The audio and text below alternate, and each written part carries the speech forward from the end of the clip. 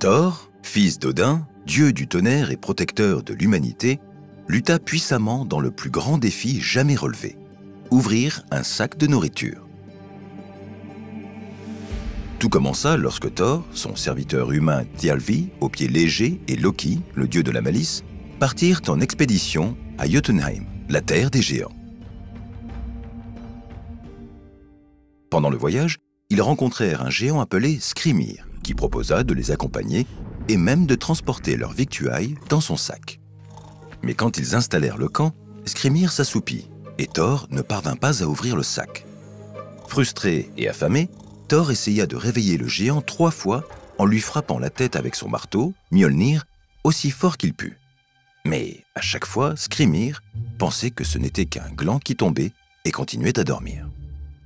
Le matin suivant, Skrimir partit et finalement, les voyageurs rejoignirent une forteresse massive du nom d'Utgard. Dans le long couloir, ils rencontrèrent Utgard Loki, le roi des géants, qui les salua avec un défi.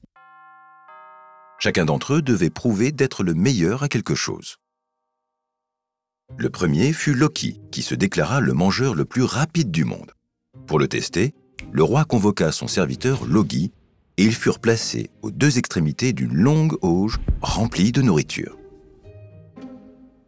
Loki mangea sa part à une vitesse époustouflante. Mais quand les concurrents se rencontrèrent au milieu, Loki vit que son adversaire avait non seulement mangé autant de nourriture que lui, mais il avait mangé les os et l'auge même. Puis ce fut le tour de Thjalfi, qui courait plus vite que tout animal sauvage. Le roi convoqua un géant à l'aspect éthéré appelé Yugi, qui dépassa facilement Thjalfi.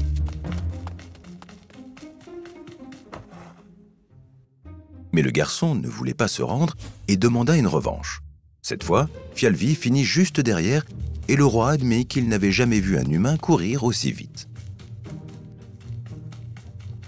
Thjalfi essaya une 3e fois en courant comme si sa vie en dépendait, mais Yugi était encore plus rapide qu'avant.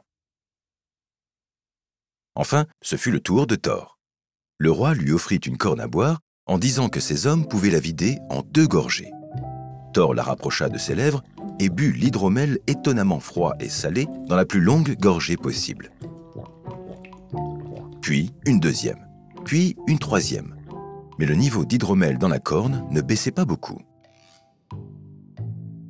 Pour tester la célèbre force de Thor, le roi lui lança un défi apparemment facile. Soulever son chat du sol. Mais ce chat était aussi grand que Thor. À chaque fois qu'il essayait de le soulever, le chat courbait son dos, et même avec toute sa force divine, Thor ne souleva qu'une patte. Furieux, Thor demanda de lutter avec n'importe quel géant. Le roi convoqua la vieille nourrice des géants, Ellie.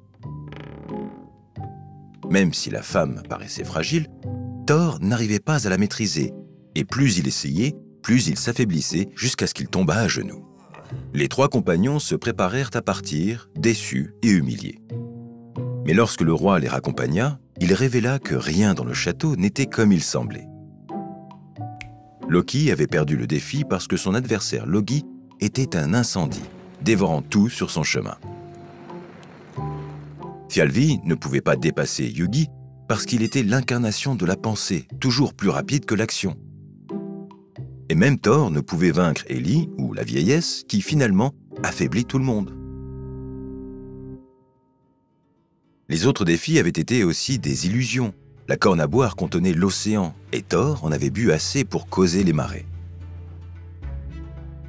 Le chat était le serpent qui entoure le monde, et les efforts de Thor avaient fait bouger la terre. Et Skrimir n'était que Utgard Loki déguisé, déviant les coups de marteau de Thor pour former des vallées entre les montagnes.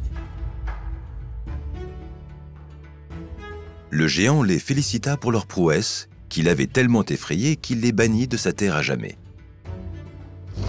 Thor et ses compagnons n'avaient pas réussi les défis qu'on leur avait présentés. Mais en essayant d'accomplir l'impossible, ils repoussèrent leurs limites comme jamais, et ils changèrent le monde de façon que personne n'avait anticipée.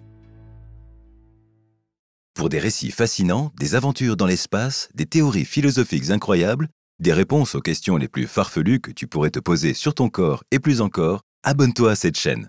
Intéresse-toi à nos nouveautés et reste curieux.